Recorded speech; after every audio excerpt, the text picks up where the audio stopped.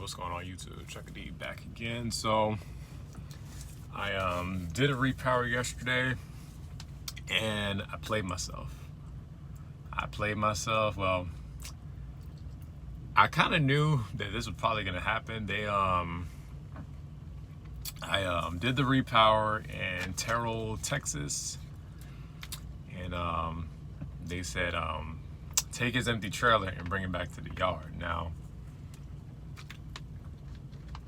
I don't like coming to the yard because every time you come to the yard, it's hard getting off because there's just so much extra stuff that you have to do to get cleared. So I got here last night. I got my clearance sheet, and I was looking at the list of all the things that I have to do. Most of it involved seeing safety.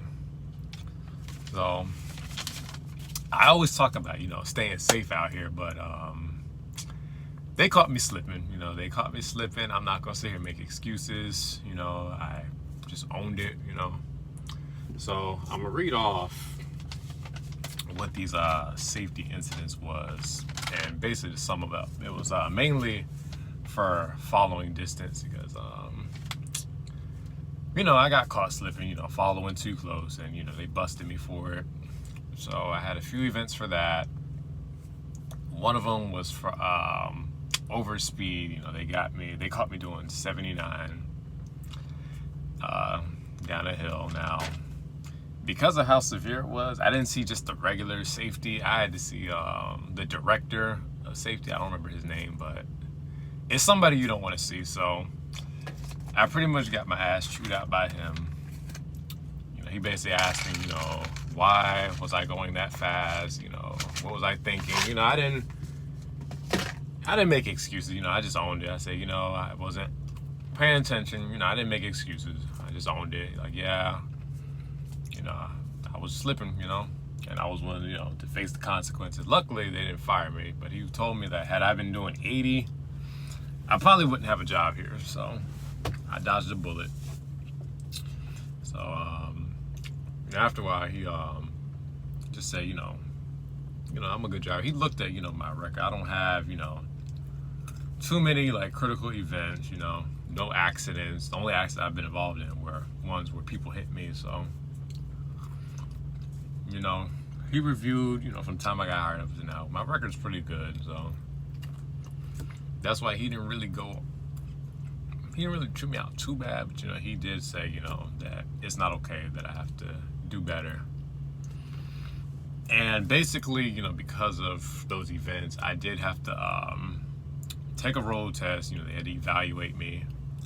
So I did my road test. They had me do 60 miles, around Dallas and neighboring towns around the Dallas area. Past that, which I already knew I would. So tomorrow I have to take a class. It's called VDPD class. I don't know what it stands for. I have no idea.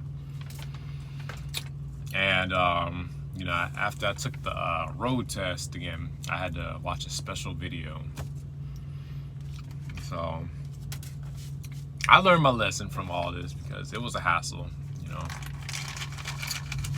Which brings me to my point, y'all. Make sure you're paying attention out there, because all these trucks, the newer ones, you get that alert when you're following too close. Now me, I'm not gonna lie to y'all, I ignored it, which is why I was in the situation that I was in.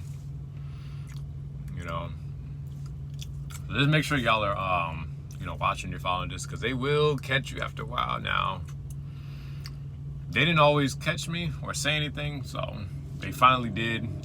They finally got me. They got me. And I learned from it. So now, I know what not to do. So it's just amazing, how these trucks basically, they track everything that you're doing. They showed me exactly where I was when I was doing 79, which I was on Interstate 40 going through New Mexico, right by Albuquerque. So that's where they showed me a live map of exactly where the truck was when it was going that speed.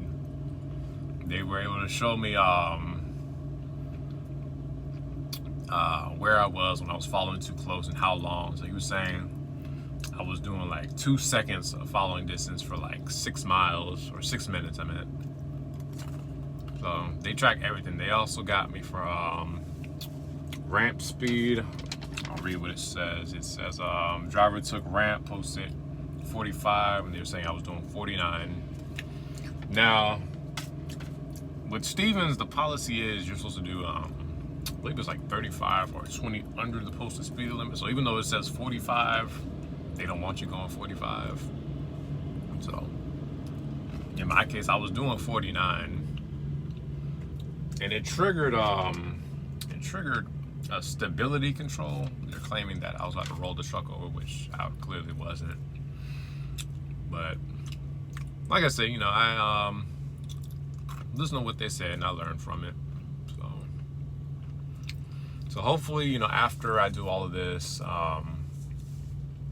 I'll be able to leave the yard.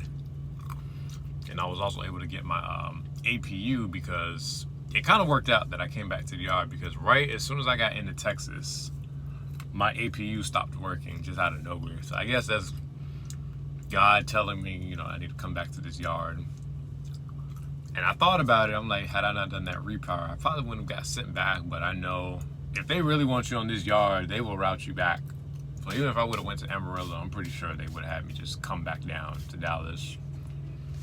So, like I said, y'all, just make sure you're paying attention, because, you know, the simple mistakes that I did, you know, it cost me my whole day. You know, I could have still been out on the road, but they got me. So, I actually got to meet a few of y'all. I know a few people that came up to me, I guess recognized me. So, shout out to all of you guys.